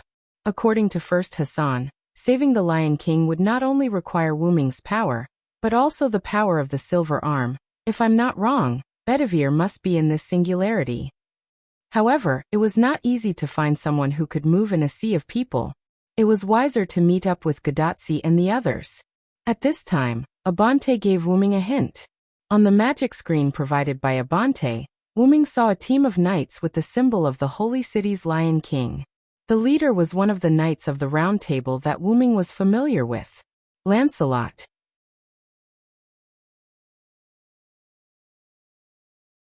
Chapter 730. That's right, the leading knight was a knight in purple armor, and this knight was Lancelot. What's wrong? Master, do you know that knight? Gilio heard Wuming's muttering and moved her head closer. Yes, I do know him. Wuming nodded, but his expression was a little awkward. Lancelot was indeed a very upright person. He was recognized as the number one knight under Artoria other than Wuming. As for why Wuming had to be excluded, it was because the other knights thought that Wuming was simply a monster, and could not be included in the ranks of comparison. But that was not the main point. The main point was that Lancelot actually liked Guinevere. Guinevere liked Wuming, and compared to Guinevere, Wuming liked Artoria more. Artoria took the initiative to distance herself from Wuming because of the king for the people reason. This relationship was like a third-rate idol drama, which made Wu Ming feel quite helpless. Of course, Lancelot liked Guinevere when the timeline was correct. King Arthur's story had silence involvement, and it was very likely that a lot of changes had taken place. The story of the Long March to Seize the Bull, and the Epic of Gilgamesh, also had a butterfly effect because of Wu Ming's intrusion. It was already different from the original, that Wu Ming knew. But one thing was certain. Wu Ming had read the story of King Arthur in the world of the War of the 14 Knights, and also read the story of the deceased King Arthur in the world of Mayu and Ilia. In the story, Lancelot did not exactly show his love for Guinevere. What did this mean? This meant that every world was affected by Wu Ming. It turned out that although it was a parallel world, because of Wu Ming's special identity, as long as Wu Ming made an impact on history in a parallel world, there would be stories of Wu Ming in every parallel world because of Wu Ming's special identity. But this did not mean that countless Wu Ming had experienced an adventure in every parallel world. In Wu Ming's view, it was more like a copy and paste between worlds. Take for example, the Gilgamesh that Wu Ming met was obviously the female version, but the male version was also quite familiar with Wu Ming, and Wu Ming was also very familiar with the male version of Gilgamesh, as if they had lived and experienced together. Therefore, Wu Ming wasn't unfamiliar with the male version of Gilgamesh, and Wu Ming wasn't unfamiliar to the male version of Gilgamesh either. It was as though Wu Ming was the male version of Gilgamesh's Hyeonryong, but Wu Ming didn't experience it with the male version of Gilgamesh. In other words, all the Wu Ming in the parallel worlds had become one person, just like Zelik. And the story that Wu Ming participated in was no longer the story that Wu Ming knew from the beginning of the ordinary world. At the end of King Arthur's story, Guinevere was burned at the stake after Morgan Le Fay's scheme failed, and revealed the fact that she loved Wu Ming. In the end, Lancelot robbed the execution ground in the name of loving Guinevere. But Guinevere had also told Wu Ming with certainty that nothing happened between her and Lancelot. Wu Ming could see that Guinevere didn't lie to him. As a reader who had read the King Arthur's legend without Vilo the Ransword, Wu Ming knew that the reason why Lancelot fell in love with Guinevere was because during the process of being Guinevere's knight, both of them gradually developed a spiritual love because of King Arthur's sigh, and Guinevere's knight became Wu Ming, so Lancelot shouldn't have fallen in love with Guinevere anymore. Therefore, Wu Ming didn't need to feel awkward. After all, nothing happened between him and Guinevere. Master, I feel that you and this guy named Lancelot don't have a good relationship." Jillian looked back and forth between Wu Ming and Lancelot on the big screen as if she really saw some clues. Then Jillian was warned by Wu Ming's iron fist. "No matter what, let's meet Lancelot first." Seeing that Lancelot's direction wasn't the holy city, Wu Ming was curious. There were no houses to live in there, only a large mound. It was impossible for the people of the mountain to live there. So what did Lancelot go to do? Wu Ming let Abent continue to head north. Although he was a little worried about Jillian staying in Abent's body alone, Jillian, who had been given the Vitality incarnation, wouldn't make Wu Ming worry.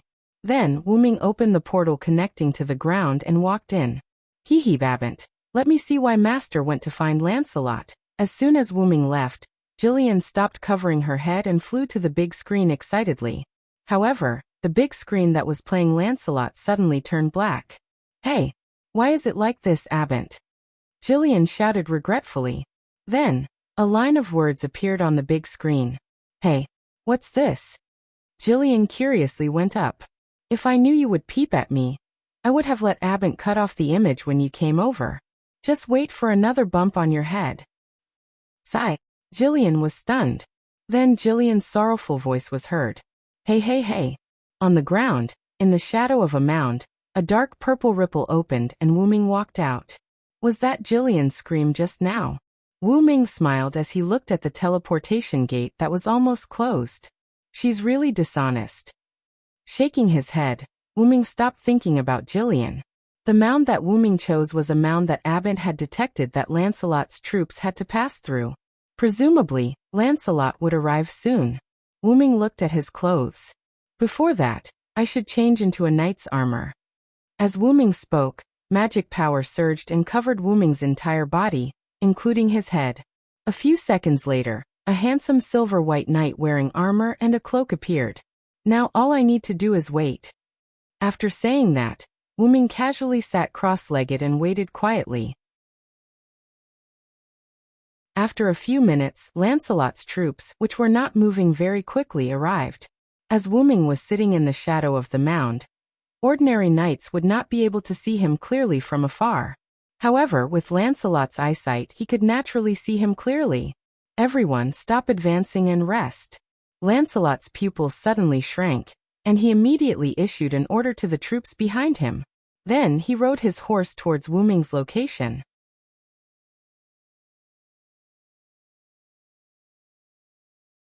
Chapter 731. The horse's speed was not fast, so Lancelot gave up halfway through the ride. Lancelot agilely jumped down from the horse and ran towards Wu Ming's direction. The black horse that was abandoned by Lancelot stopped and stayed where it was. Lancelot came to a position a few meters in front of Wu Ming. Lancelot, who was dizzy with joy, calmed down. You. Lancelot didn't know what to say for a moment.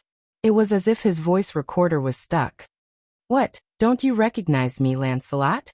Wu Ming, who was sitting cross-legged, looked at Lancelot and took off his helmet. The helmet turned into magic power and disappeared with the wind like sand. Then Wu Ming's face, which was rather familiar to Lancelot, appeared. Servillo, it's really you. Lancelot instantly became agitated, but immediately after, Lancelot put on a sorrowful look. If you came a little earlier, how good would that be? Lancelot's tone was full of helplessness. Are you referring to the matters regarding our king?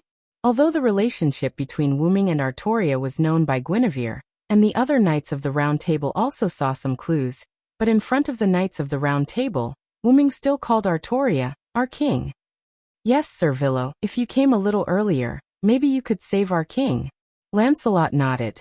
Regarding this point, Silent Wonder admitted that he and Lancelot had the same thoughts. If he came here a little earlier, Artoria wouldn't have become like this, assimilated by the goddess. But it's not too late now. After the first Hassan reminded Wu Ming also understood that he could still save Artoria with his own strength and the silver arm. By the way, Lancelot, you look a little different from Gao Wenqing and the others. Wu Ming looked at Lancelot meaningfully. Of course, Wu Ming was referring to Lancelot's attitude towards Artoria. The other knights were all loyal to Artoria. No matter what happened to Artoria, they would not feel sad about it. But Lancelot was very sad because of the change of the king, and this sadness burst out when he saw Wu Ming. You're right, Servillo, I feel sad about it. Lancelot nodded. Our king's current approach is not right. I wanted to stand on the opposite side of our king and fight our king with Guy, Lancelot said as if he was reminiscing. However, only you, Lord Varon, can save our king. This is what Kai Lamarck, Gaholis, and the others who stand against our king all agree on. Lancelot closed his eyes as he spoke. Hearing Lancelot's words, Wu Ming recalled the faces of Guy and the others. Just like how Wu Ming was familiar with them, they were also familiar with Wu Ming. They believed that the Lion King could be saved by Wu Ming. I'm a sinner. I betrayed our king, and I don't want to betray him again. So, like Gawain, I chose to stand on the side of our king and become a knight who will listen to our king. But Lancelot opened his eyes, which were filled with sadness and pain. I don't want to see our king go down the wrong path. I don't want to see our queen cry. I don't want to see Camelot die. Don't want to see our queen cry? Hearing this, Wu Ming was a bit surprised. It seemed that Lancelot still had some yearning for Guinevere. Guy and the others understood the pain in my heart. They understood me and entrusted the important task of finding you to me. After that, I volunteered to become a ranger knight, hoping to find you in advance. Lancelot did not believe that Wu Ming, as a knight of the Round Table, would not be summoned. Lancelot believed that, just like Galahad and Bedivere, Wu Ming must have been summoned to another place in this area because of some unforeseen circumstances. Heaven did not disappoint the faithful. He, Lancelot, finally found Wu Ming today. I finally found you, Servillo. Lancelot looked at Wu Ming with hope and excitement. However, Wu Ming did not care much about Lancelot's excitement. I say, Lancelot, it must not feel good to kill a friend. Wu Ming turned his head to the distance and looked at the scenery in the distance. Lancelot was silent. How could it feel good? Whether it was Tristan, Gawain, Mordred or Lancelot, although they were all on the king's side, the matter of killing a comrade was still a knot in their hearts. Even the most cold-hearted and seemingly most loyal to the king, a gull, who was not important to the king, had a slight fluctuation in his heart. After all, they were comrades who had fought together for more than a decade. Even if he knew that they had all become heroic spirits and descended in the form of servants, how could he just kill them? The pain and sin of killing a comrade with his own hands would not disappear. Presumably, Guy and the others also thought the same. Not only did they have to brandish their swords at their own compatriots, but they also had to attack the king they were loyal to. How much condemnation did they have to make such a decision? Seeing that Lancelot did not say anything, Wu Ming spoke. I have been to the holy city and met the king and queen. Gawain also told me about you. Lancelot was stunned. Then his eyes became gloomy. With Gawain's personality, he must have told Wu Ming everything. The villain must be very disappointed in us. Not only did we not stop the king, but we also killed our own. The thing that left the deepest impression on me was that Gawain told me about Gareth. Lancelot's expression became even gloomier. Whether it was the accidental killing of Gareth in his previous life, or the guilt of not being able to kill Gareth in this life, Lancelot's heart was painful.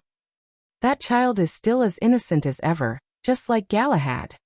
Wu Ming said with nostalgia. Wu Ming did not have the slightest sadness or anger, as if he was talking about an ordinary matter. Don't stand, sit down and talk. Wu Ming said to Lancelot with a smile. Lancelot was puzzled by Wu Ming's emotions. Why was he always so calm? But in the end, Lancelot sat down beside Wu Ming. Every knight of the Round Table is a good person. Guy and the others chose to stand against Artoria, and you chose to be completely loyal to Artoria. Wu Ming did not add the honorific Qing, nor did he address Artoria as queen. The tone of his communication with Lancelot also changed from colleague to friend. Whether it is you or them, you all acted for your own beliefs. I don't think there is anything to be sad about. You're tuning in to the Echoes of the Heart YouTube channel. Don't forget to subscribe and join us on this journey to catch the most captivating stories.